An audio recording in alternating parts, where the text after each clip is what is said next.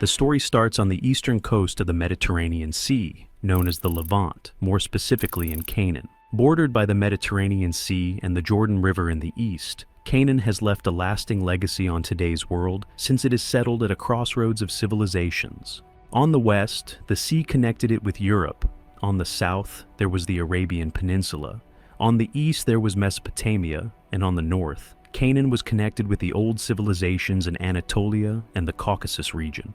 And that crossroad could lead on many sides. Phoenicians became skillful traders who gifted the world with a phonetic language, known as the alphabet that is still used today. During the late Paleolithic and early Neolithic periods, life flourished in this part of the world. With a lot of fertile plains, highlands, and most importantly coastal access, it was natural that the prehistoric people would settle in Canaan.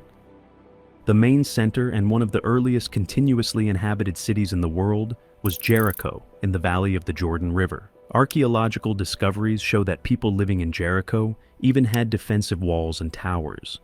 Almost 11 millennia old, Jericho still exists today, which makes it one of the oldest continuously inhabited cities in the world. During these millenniums, many different tribes lived in these lands, but the emergence of Canaanites in the 3rd millennium BC changed everything. Very soon, these Semitic people founded city-states and trading began to flourish. Their states, including Jericho, Megiddo, and others, communicated with Mesopotamian states and Egypt. Being the crossroads of these civilizations, these Canaanite states accepted some foreign cultural customs, but also spread theirs. And the ancient Canaanites also worshipped multiple deities, like their neighbors in Egypt. But in this crossroad that was destined to become the Holy Land, something soon changed, and the stories of the founding of the world's first monotheistic religion.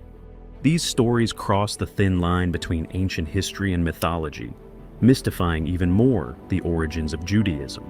It all started with Abraham, a man born in Ur of the Chaldees in Mesopotamia.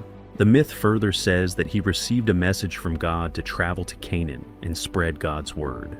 Abraham left the safety of his father's home, and he was promised that the land of Canaan would become his and his family's, along with God's blessing. His journey was full of obstacles like weather conditions and long wandering through inhospitable lands. Stories of his adventures are incoherent, and some even state that he visited Egypt. Jacob later had 12 sons who became the founding fathers of 12 tribes of Israel. Jacob also introduced the name Israel, but circumstances like the 7-year famine and especially finding his son Joseph made him relocate to Egypt, where he was greeted by the Pharaoh himself. With Jacob, the period of the patriarch was concluded, and the Israeli people entered the new era in Egypt. The one who started the era in Egypt was Joseph.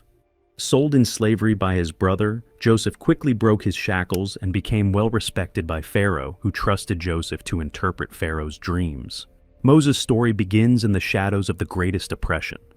After that, he fled Egypt to Midian, and the history of the people of Israel was changed. One day, a burning bush caught his attention, and from that bush God spoke, appointing Moses to deliver the Israelites from Egypt's oppression. Moses confronted the new Pharaoh with God's command to, "Let my people go." After a negative response, Moses unleashed a series of plagues upon Egypt. The one that made the Pharaoh allow them to leave was the angel's killing of all firstborn Egyptian children, including Pharaoh's. The Pharaoh soon changed his mind and ordered the army to kill the Israelites, but Moses spread the Red Sea with his stick, saving his people. The sea later drowned the Egyptian army. In this exodus, Moses became not only a leader, but also a preacher, receiving the 10 Commandments atop Mount Sinai.